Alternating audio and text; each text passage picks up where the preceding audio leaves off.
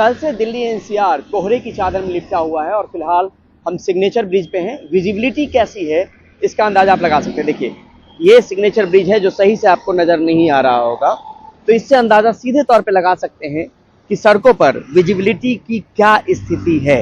और यही बड़ी वजह है कि आप मेरे पीछे इस तरह से देखिए कि गाड़ियां जो हैं वो हेडलाइट, ब्लैक लाइट जलती हुई गाड़ियां जो है आपको नजर आएंगी। ये हेडलाइट गाड़ियां आमतौर पे कोहरे के वक्त में एहतियात बरता जाता है कि गाड़ियों की जो हेडलाइट होती है, चाहे 2 पहिया वाहन हो, 4 पहिया वाहन हो, कमर्शियल हो, प्राइवेट हो, हेडलाइट और बैकलाइट का इस्तेमाल किया जाता है ताकि आगे और पीछे वाली गाड़ियों को यह एहसास रहे कि कोई आगे चीजें हैं, क्योंकि हादसे इस बीच में बहुत ज्यादा बढ़ जाते हैं और उसी के तहत जो है लोग ये एहतियात बरतते हैं। और अभी बरतना भी जरूरी है क्योंकि विजिबिलिटी बहुत कम हो गई है और विजिबिलिटी कम होने से आप यहाँ पे देखिए कि आप दूर दूर तक अगर आप देखेंगे तो आपको ऐसे ही नजर आएगा जहाँ पे विजिबिलिटी बहुत कम है। अगर आप चला रहे हो तो विजिबिलिटी बहुत ज्यादा नहीं, और ऐसे में चाहे वो फ्लाइट की सेवाएं हो, चाहे वो ट्रेन की सेवाएं हो, चाहे सड़कों पर हो, रफ्तार पर एक ब्रेक लगती है और उसका असर सीधे तौर पर देखने को मिलता है।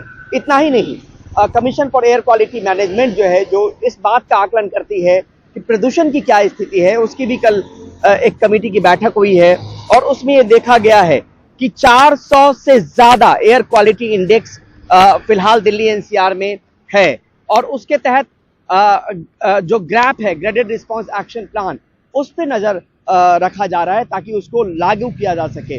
ग्रैप दरअसल प्रदूषण के बढ़ते स्तर को लेकर अलग अलग चीजें उसमें पाबंदियों की बात होती है, तो वो पाबंदी लगाने की बात होती है और उसी के तहत जो है उस पर भी नजर और निगरानी है, क्योंकि ऐसे मौसम में हवा की रफ्तार बहुत धीमी हो जाती है, विजिबिलिटी बहुत कम रहती है, तो पॉल्यूटेंट्स जो हैं बहुत दूर तक नहीं जा पाते हवा की रफ्तार कम होने की वजह से, और प्रदूषण बढ़ने की एक आशंका रहती है और प्रदूषण बढ़ी भी है। इस बात का भी प्रमाण जो है सीधे तौर पर मिला है। और फिलहाल अगर सड़कों की स्थिति आपको दिखाएं, आप देखिए यहाँ पर किस तरीके से स्थिति है। जो दूर तक आप अगर देखेंगे तो गाड़ियां जो है, जो गाड़ियां आ रही हैं वो किस तरीके से इस्तेमाल कर रही है हेडलाइट का, जो आगे वाली लाइट होती है उसका इस्तेमाल करते हुए आपको गाड़ियां नजर आ रही होंगी। और कमोबेश ऐसी स्थिति कल भी थी, आज भी है, और फिलहाल ये भी कह रही है commission for air quality management, ये भी कह रहा है कि उसकी नजर और निगरानी है, लेकिन थोड़ा सा वक्त लगेगा प्रदूषण के स्तर को कम होने में, क्योंकि हवा की रफ्तार भी बहुत ज्यादा तेज नहीं होने वाली है। तो ऐसे में जो बच्चे हैं, बुजुर्ग हैं, उनको भी ख्याल रखना है, जो सड़कों पे निकल रहे हैं उनको भी ख्याल रखना है, जो फ्लाइट पकड़ने जा रहे हैं या ट्रेन पकड़ने जा रहे हैं वो भी एक बार पता करके जाएं, क्योंकि ऐसे मौसम में आमतौर पर जब विजिबिलिटी कम होती है तो ट्रेन कैंसिलेशन की बात हो, ट्रेन की देरी की बात हो या फ्लाइट को लेकर बात हो, तो वो प्रभावित होती है। और यहाँ पर कुछ इसी तरीके का नज़ारा जो है वो कल से दिल्ली एनसीआर में जो कोहरे की चादर है वो आपको नजर आ रहा होगा। यहाँ पे कुछ लोग जॉगिंग करने वाले भी लोग हैं, उनसे बात करते हैं कि किस तरीके से सुबह सुबह जब आते हैं, पहुंचते हैं। तो आपसे समझना चाहते हैं, रोज दिन वॉक करते हैं? हाँ, एवरीडे।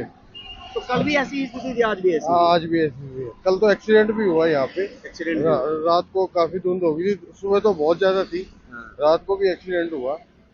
2-3 दिन से ज्यादा पड़ रही है फॉग। दिक्कत है। हाँ, प्रदूषण को लेकर नहीं पता चल रहा होगा?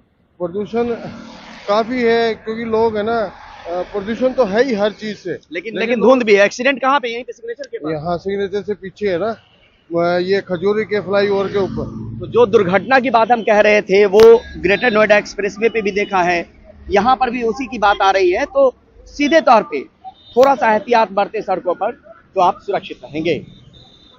नई दिल्ली से परिमल कुमार, एनडीटीवी इंडिया।